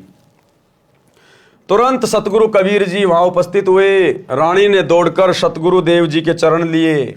उसी समय यमदूत भागकर हरि यानी धर्मराज के पास गए और बताया कि उसका सतगुरु आया। तो वहां पर प्रकाश हो गया। जीव ने सत सुकृत नाम जपा था, उसको इतना ही याद था, इस कारण से उसको यमदूतों से छुड़ाया तथा पुनः जीवन बढ़ाया। तब रानी ने दिल से भक्ति की। यानी सतगुरुदेव भगवान ने, इसी कबीर परमात्मा ने, जो उस समय कबीर नाम से आए हुए थे, उस रानी सुंदरदेवी के गुरुजी के रूप में थे, जो वर्तमान में हमारे गुरुदेव के रूप में हैं। इस परमेश्वर ने उस अपनी आत्मा को, रानी सुंदरदेवी को, यम के दूतों से छुड़वाया और उसके जीव को वापस उसके शरीर में डाला और कुछ समय उसको और दिया भक्ति के लिए। फिर रानी को दृढ़ विश्वास हो गया। उसके बाद जितना समय उसको सतगुरुदेव जी की तरफ से मिला था, पूरा समय उसने नाम सुमरण में लगाया, क्योंकि वो हकीकत से परिचित हो गई कि भैया ये राजपाट, बेटा बेटी, नौकर चाकर, खाना पीना कुछ काम नहीं आने वाला। यहाँ तो अपनी माला लेके परमात्मा जप ले, थोड़ा समय है। वो यम के दूत उसको 24 घंटे दिखाई देने लगे। फिर तो आप और हमें इन कथाओं के माध्यम से दिखाई देने चाहिए। हमारा मन बकवाद से दूर हटे, हमारा मन बकवादों से दूर हटे इन कथाओं को सुनकर, क्योंकि ये सत्य कथा है। सतगुरु अपनी कथाओं में झूठ का समावेश नहीं करता। तब रानी ने दिल से भक्ति की। फिर सतगुरु कबीर जी ने पुनः सतनाम सारनाम दिया, उसकी कमाई की। संसार असार दिखाई देने लगा। राज धन परिवार पराया दिखाई दे रहा था। जाने का समय निकट लग रहा था। इस कारण से रानी ने तन मन धन सतगुरु चरणों में समर्पित करके भक्ति की तो सतलोक में गई। वहां परमेश्वर सत्य पुरुष ने रानी के जीव के सामने ही अपने दूसरे रूप सतगुरु से प्रसन्न किया। वहां क्या किया? सतगुरु ने अपने ही दूसरे रूप में, जो वहां पर सतलोक में बैठे हुए थे सिंहासन पर, उस सिंहासन पर बैठे हुए कबीर परमात्मा ने अपने ही दूसरे रूप से बात की। कौन से रूप से? जो सतगुरु रूप में रानी को नीचे से ऊपर लेकर गए थे। अर्थात सतगुरु और परमात्मा दोनों एक ही हैं। क्या कह रहे हैं? देखो, वहां परमेश्वर यानी सत्य पुरुष ने रानी के जीव के सामने अपने ही दूसरे रूप सतगुरु से प्रसन्न किया।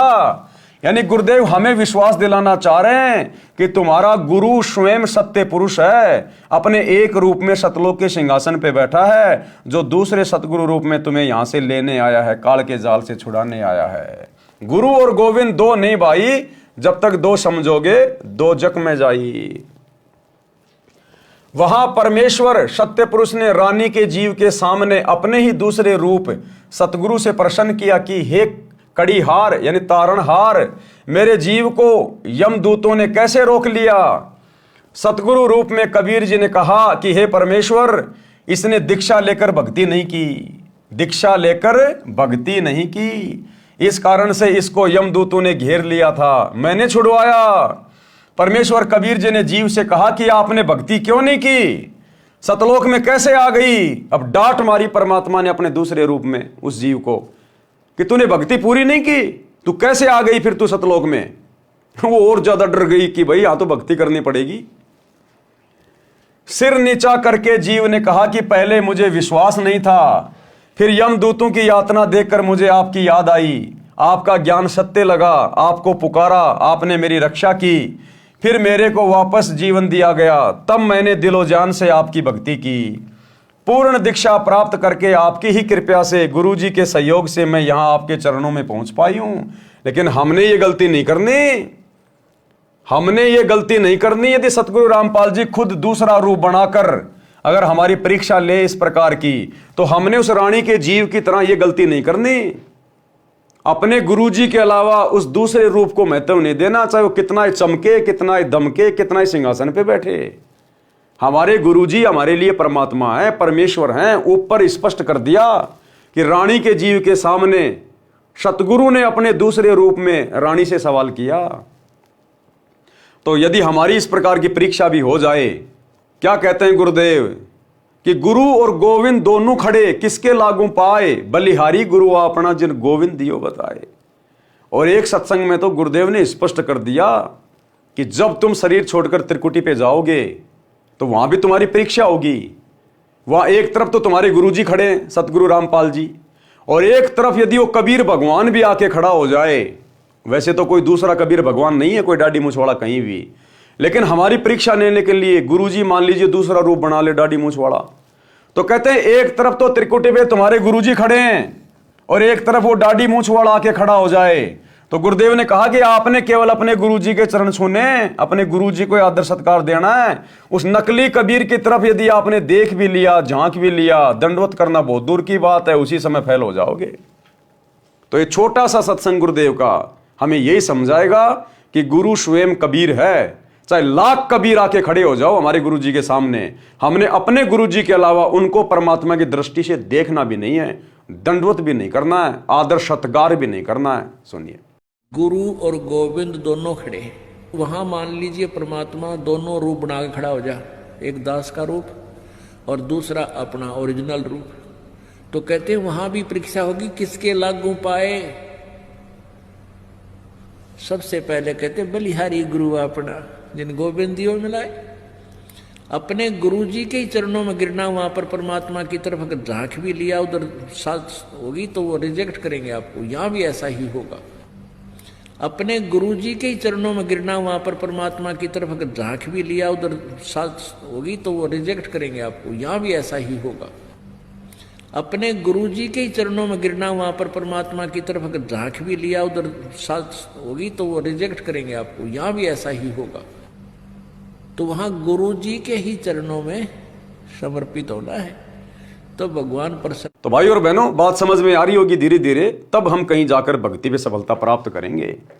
लेकिन वो रानी बेचारी, क्योंकि 650 साल पहले परमात्मा ने कंप्लीट मूल ज्ञान दिया नहीं था, उस रानी के जीव को पूरा विश्वास नहीं था कि कबीर जी खुद ही परमात्मा है, इसलिए वो कबीर जी को केवल अपना सतगुरु मान रही थी और परमात्मा उनके दूसरे रूप को समझ रही थी। तो क्या बोली कि पूर्ण दीक्षा प्राप्त करके आप ही की कृपा से, गुरुजी के सहयोग से मैं यहां आपके चरणों में पहुंच पाई हूं।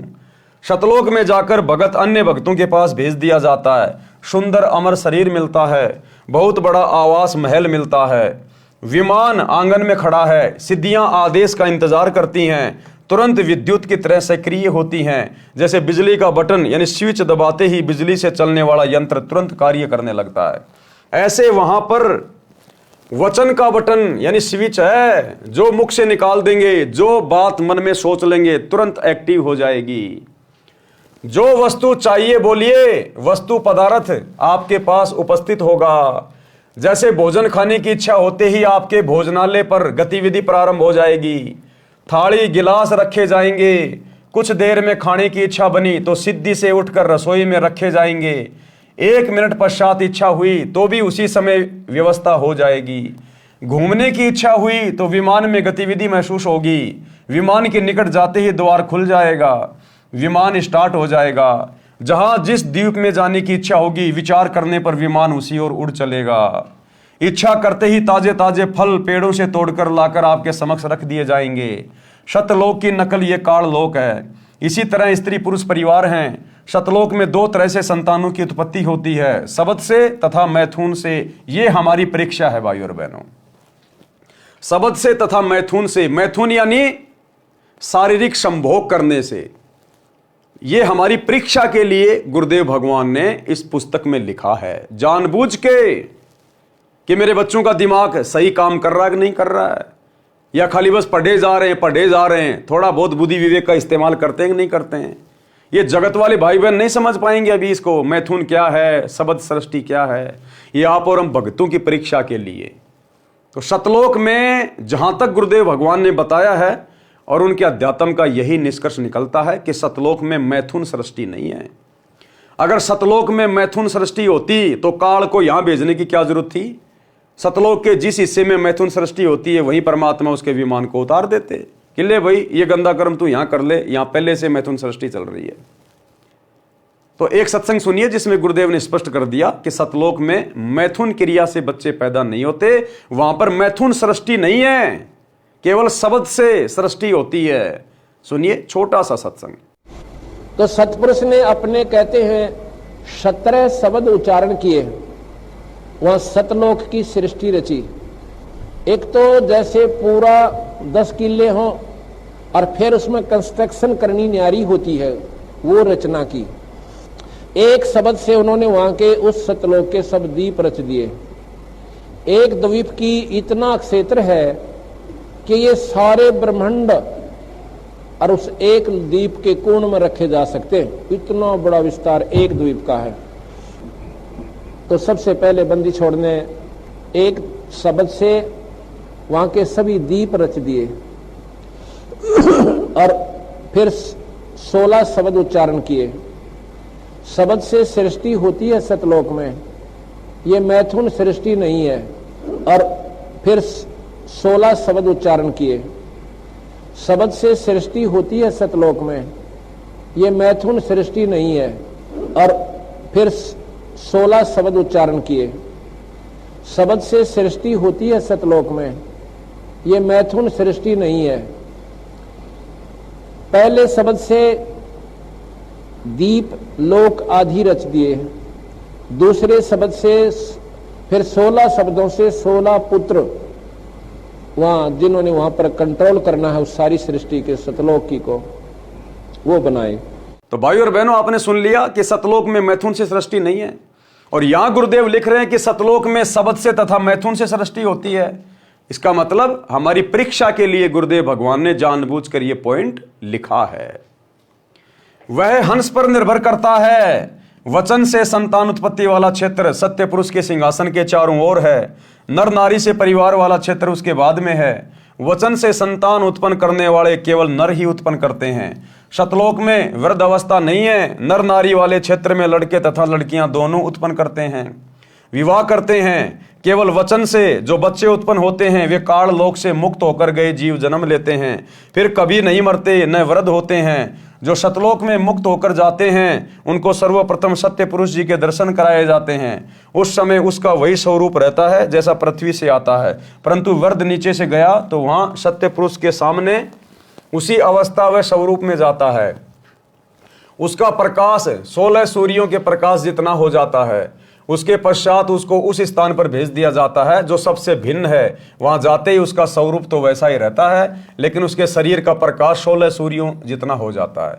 परंतु यदि वृद्ध नीचे से गया है तो युवा अवस्था हो जाती है। देखो भाई और बहनों, हमारी परीक्षा, सब हमारी परीक्षा के लिए लिख रहे हैं यहां गुरुदेव भगवान। क्या लिखा है? परंतु यदि बूढ़ा, वृद्ध यानी बूढ़ा, परंतु यदि वृद्ध नीचे से गया है तो युवा अवस्था हो जाती है। यानी इस पृथ्वी लोक से यदि कोई बूढ़ा व्यक्ति ऊपर जाएगा सतलोक में तो वो युवा हो जाता है। और पीछे क्या लिखा है गुरुदेव ने? यहां देखो क्या लिखा है परमात्मा ने। परंतु वृद्ध यानी बूढ़ा नीचे से गया तो वहां सत्य पुरुष के सामने उसी अवस्था व स्वरूप में जाता है। यानी बूढ़ा बूढ़ा ही अवस्था में जाता है। और यहां लिखा है यदि वृद्ध यानी बूढ़ा नीचे से गया है तो युवा अवस्था में हो जाती है। तो दोनों बातें एक दूसरे की विरोधाभासी हैं। तो ये हमारी परीक्षा के लिए है। कैसी परीक्षा? कि ये बूढ़ा शब्द आते ही हमारे दिमाग में तुरंत आ जाना चाहिए कि गुरुदेव ने तो सृष्टि रचना में बताया कि सतलोक में तो बुढ़ापा है ही नहीं, वहां तो जरा और मरण है ही नहीं, ना मृत्यु है ना बुढ़ापा है, वहां तो युवा शरीर रहते हैं। तो बुढ़ापा कैसे आ गया सतलोक में? बूढ़ा कैसे हो जाएगा व्यक्ति सतलोक में? तो ये हमारी परीक्षा के लिए कि सतलोक में तो हमें सुंदर युवा शरीर प्राप्त होगा। एक बार हमारा जन्म होगा शब्द से, उसके बाद हम धीरे धीरे बड़े होंगे, फिर हम युवा होंगे, फिर सदा युवा ही रहेंगे। तो बूढ़ा तो वहां कोई है ही नहीं। तो ये हमारी परीक्षा के लिए। परंतु यदि बूढ़ा नीचे से गया है तो युवा अवस्था हो जाती है। जवान है तो जवान ही रहता है, बालक है तो बालक ही रहता है। वहां पर कुछ को सत्य पुरुष के वचन से स्त्री पुरुष का शरीर मिलता है, कुछ बीज रूप में सत्य पुरुष द्वारा बनाए जाते हैं, जिनका फिर एक बार किसी के घर सतलोक में जन्म होगा, फिर परिवार बनेगा। उस स्थान पर वे हंस एक बार जन्म लेंगे जो काल लोक तथा अक्षर लोक से मुक्त होकर जाते हैं। एकांत स्थान पर रखे जाते हैं, वे दोनों क्षेत्रों में जन्म लेते हैं। वचन से उत्पन्न होने वाले तथा स्त्री पुरुष से जन्म लेने वालों में स्त्री पुरुष से उत्पत्ति की औसत अधिक होती है। ये औसत 10/90 होती है। ये 10% वचन से उत्पत्ति और 90% विवाह रीति से उत्पन्न होती है। सतलोक में स्त्री तथा नर के शरीर का प्रकाश 16 सूर्यों के प्रकाश के समान होता है।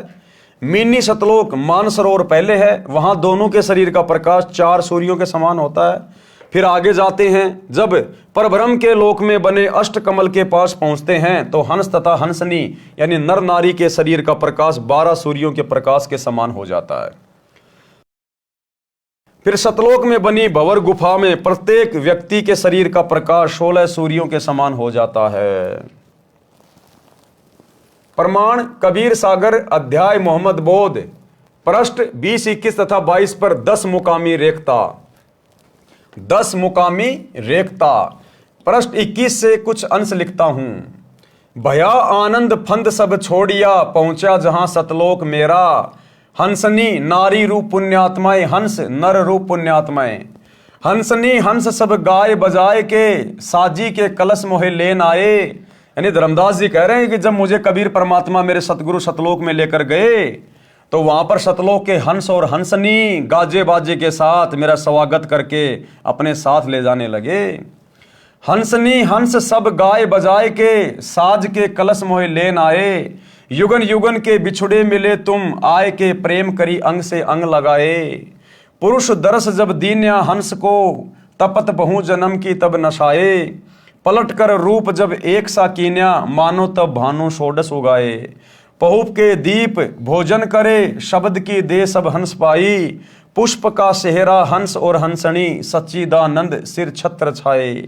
दीपे बहु दमनी दमक बहु बाती की, जहां घन शब्द को घमोड़ लाई। लगे जहां बरसने घनघोर के उठत, तहां शब्द धुनी अति सोहाई। सुन सोहे हंस हंसनी, युथ जोड़े झुंड हैं। एक ही नूर एक ही रंग रागे, करत बिहार मन भावनी। मुक्ति में कर्म और भ्रम सब दूर भागे। रंक और भूप कोई परख आवे नहीं, करत कोलाहल बहुत पागे। काम और क्रोध मद लोभ अभिमान, सब छोड़ पाखंड सत्य शब्द लागे। पुरुष के बदन कौन महिमा कहूं, जग में उपमा कछु नाही पाई। चांद और सूरज गण ज्योति लागे, नहीं एक ही नख प्रकाश भाई। परवाना जिन नाद वंश का पाइया, पहुंचिया पुरुष के लोक जाई। कहे कबीर यही बाती सो पाइयो, सत्य पुरुष की राह सो प्रकट गाई। अब भावार्थ कर रहे हैं गुरुदेव। इस अमृतवाणी में स्पष्ट है कि परमेश्वर कबीर जी सतगुरु रूप में पृथ्वी से धर्मदास जी को लेकर सतलोक को चले तो रास्ते में 9 स्थान आए, जैसे नाशूत, मलकूत, ये फारसी में शब्द हैं। इन 7 आसमानों के पार अचिंत विष्णु लोक आदि के पार जब सतलोक में पहुंचा तो धर्मदास जी कह रहे हैं कि मेरे को सत्कार के साथ यानी मेरा वेलकम करने के लिए सत्कार के साथ लेने को सतलोक के हंस यानी नर और हंसनी यानी नारी, गाते नाचते ढोल आदि साज बाज बजाते हुए स्त्रियां सिर के ऊपर कलश रख कर लेने आए। उनके शरीर का प्रकाश 16 सूर्यों के समान था। मेरे शरीर का प्रकाश भी उनके शरीर के प्रकाश के समान 16 सूर्यों के समान हो गया। जो पृथ्वी लोक से मोक्ष प्राप्त करके हंस जाता है वह पुहुप द्वीप में ले जाया जाता है। वहाँ सर्व सुख हैं, वह सतलोक का हिस्सा है, परंतु सर्वप्रथम नीचे से गए मोक्ष प्राप्त जीव को पुहुप द्वीप में रखा जाता है। यहाँ का दृश्य बताया जा रहा है। यहाँ से इसका जन्म अन्य स्थानों में परिवार में होता है। इसके पश्चात उस स्थान का वर्णन है जहाँ नर नारी से उत्पत्ति होकर परिवार बनता है, जहाँ पर नर नारी के जोड़ों के समूह सुख से बैठे बातें करते हैं, बादल गरजते हैं, फवारें पड़ती हैं। ये भिन्न स्थान है जहाँ सतलोक निवासी पिकनिक के लिए जाते हैं। कुछ स्थान ऐसे हैं जहाँ ना बादल दिखाई देता है और वर्षा भी हो रही होती है। दीक्षा के पश्चात भगत को क्या क्या करना चाहिए उसकी जानकारी पवित्र कबीर सागर के अध्याय धर्मबोध में भी है। कृपया पढ़ें अध्याय धर्मबोध का सारांश। कबीर सागर में 33वां अध्याय धर्मबोध पृष्ठ 177 521 पर है। इस अध्याय में परमेश्वर कबीर जी ने धर्म करने का विशेष ज्ञान बताया है। यह भी स्पष्ट किया है कि कबीर परमेश्वर के सच्चे पंथ में दिन में 3 बार संध्या की जाती है। त्रिकाल संध्या जो आजकल आपको YouTube पर बहुत ज़्यादा देखने को मिलेगी भविष्यवाणियों में कि अगर आपको युग परिवर्तन में बचना है, सतयुग में प्रवेश करना है, आपने त्रिकाल संध्या करनी पड़ेगी। त्रिकाल संध्या ही एकमात्र बचाव है। अब दुनिया को पता नहीं ये त्रिकाल संध्या है क्या, ना दुनिया जानती ना कहीं लिखी हुई। केवल वेदों में जिक्र है कि त्रिकाल संध्या साधक को करनी होती है। अब ये त्रिकाल संध्या वास्तव में क्या है, कैसे की जाती है, कैसे ये सफल होगी, ये तो भाई सतगुरु रामपाल जी से उपदेश लेने के बाद ही पता चलेगा। क्योंकि हम भगत तो जब से उपदेश लिया है रोजाना त्रिकाल संध्या कर रहे हैं पिछले 10-11 साल से। इसलिए युग परिवर्तन में आप और हमारा कुछ नहीं बिगड़ना। अगर मर्यादा में रहेंगे, गुरु पे विश्वास रखेंगे और अपनी भक्ति को, त्रिकाल संध्या को नियमित रखेंगे, भक्ति बोध हाथ में लेके, अगर पढ़े लिखे हो तो। मोबाइल में चलाने से, त्रिकाल संध्या करने से कुछ नहीं होगा। परमेश्वर कबीर के सच्चे पंथ में दिन में 3 बार संध्या की जाती है। संध्या का अर्थ है 2 वक्त का मिलन। एक संध्या सुबह, उससे दिन और रात्रि का मिलन होता है। यानी सुबह के नित्य नियम का जो समय है तकरीबन 5 बजे के आसपास का, तो वो 2 समय का मिलन होता है, उसको संध्या कहते हैं। रात्रि का समय जा रहा है, सुबह का समय आ रहा है, वो 2 समय का मिलन है। फिर दोपहर की हम रमेणी करते हैं 12 से 2 के बीच में, तो उस समय 12 बजे के बाद में सुबह का दिन जा रहा है, दोपहर का दिन आ रहा है, तो वो 2 समय का मिलन हो गया।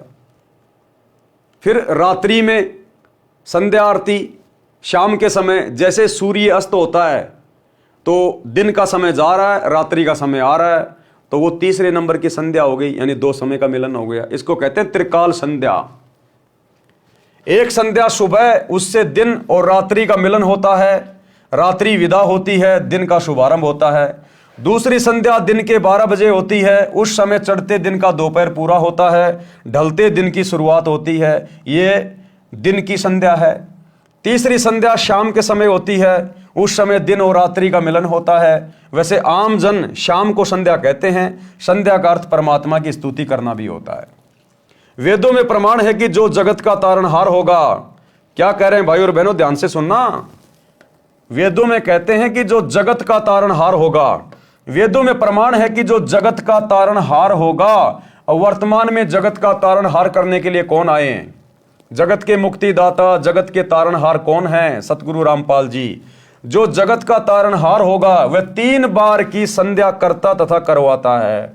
तो इस पृथ्वी पर वर्तमान में 3 समय की संध्या कौन करता है, कौन करवा रहा है? सतगुरु रामपाल जी स्वयं भी कर रहे हैं, आप और हमें दिखाने के लिए, बताने के लिए, एक भगत की भूमिका निभाते हुए, और हम सब से करवा रहे हैं। तो जगत का तारणहार कौन हुआ? ये है वो परमात्मा, जगत का तारणहार, जो हमें संध्या करवा रहा है। वेदों में प्रमाण है कि जो जगत का तारणहार होगा वह 3 बार की संध्या करता तथा करवाता है। सुबह और शाम पूर्ण परमात्मा की स्तुति आरती तथा मध्य दिन में विश्व के सर्व देवताओं की स्तुति करने को कहता है। प्रमाण ऋग्वेद मंडल नंबर 8 सूक्त 1 मंत्र 29 में तथा यजुर्वेद अध्याय 19 मंत्र 26 में है। कबीर सागर में धर्मबोध अध्याय में पृष्ठ 177 पर भी यही प्रमाण है। सांझ सकार मध्या संध्या तीनों काल, धर्म कर्म तत्पर सदा कीजिए सुरती संभाल। भावार्थ, भगत जनों को चाहिए कि तीनों काल यानी तीनों समय की संध्या करे। सांझ यानी शाम को, साकार यानी सुबह तथा मध्याह्न यानी दोपहर, दिन के मध्य में संध्या करते समय स्तुति यानी ध्यान आरती में बोली गई वाणी में रहे और धर्म के कार्य में सदा तैयार रहे, आलस ना करे। धर्म बोध पृष्ठ 178 1522 पर कबीर कोटिन कंटक घेरी जो नित्य क्रिया निज कीन। चाहे भगत पे लाखों संकट क्यों ना आ जाएं, लेकिन अपने गुरु के द्वारा बताई गई तीनों समय की आरती, नाम का सुमरण, सत्संग सुनना, अपने 500 यज्ञ कभी भी नहीं छोड़ने चाहिए। कबीर कोटिक संकट घेरे जो नित्य क्रिया निज कीन, सुमिरन भजन एकांत में मन चंचल गए लीन। यानी कुछ समय एकांत में बैठकर प्रभु के नाम का सुमरण करना चाहिए। ये खाते पीते, उठते बैठते, नहाते धोते, ये तो केवल भक्ति की शुरुआत के लिए है। जब आपको सतनाम मिल जाए उसके बाद आपने घंटा आध घंटा जैसा भी आपको समय मिले आपने अभ्यास करना है। शांति से बैठकर सुरती नृत्य मन और पवन से आपने सुमरण करना होगा, तब जाके बात बनेगी। ये खाते पीते करते रहने से बात नहीं बनेगी। क्या कह रहे हैं परमात्मा? सुमरण भजन एकांत में मन चंचल गए लीन। अपने मन को रोककर आपने एकांत में बैठकर भी सुमरण करना चाहिए। भगत के ऊपर चाहे करोड़ों कष्ट पड़े परंतु अपनी नित्य की क्रिया तीनों समय की संध्या अवश्य करनी चाहिए तथा चंचल मन को रोककर एकांत में परमात्मा की दीक्षा वाले नाम का जाप करें। कबीर भक्तों और गुरु की सेवा कर श्रद्धा प्रेम सहित परम प्रभु ध्यावई करी अतिशय मन प्रीत। अपने गुरुदेव तथा सत्संग में आए, घर पर आए भक्तों की सदा आदर के साथ सेवा करे, श्रद्धा तथा प्रेम से सेवा करनी चाहिए। परम प्रभु यानी परम अक्षर पुरुष की भक्ति अत्यधिक प्रेम से करे। किसकी भक्ति? परम अक्षर पुरुष की। तो भक्ति आज हमें किसने दी? परम अक्षर ब्रह्म ने, सतगुरु रामपाल जी भगवान ने। तो कहते हैं अपने गुरुदेव की सेवा और गुरुदेव की भक्ति बहुत ही प्रेम से, बहुत ही श्रद्धा भाव से करे, तब कहीं जाकर हमारा काललोक से छुटकारा होगा। भगत जति तथा सती होना चाहिए। अब इस पॉइंट के ऊपर भाई और बहनों हम कल रात्रि 8 बजे फिर से लाइव आएंगे, तो कल रात्रि सभी भाई बहन फिर से जुड़िए। तब तक गुरुदेव भगवान हम सबको आज्ञा दें, इजाजत दें, सद्बुद्धि दें, आशीर्वाद दें। बंदी छोड़ सतगुरु रामपाल जी भगवान की जय हो।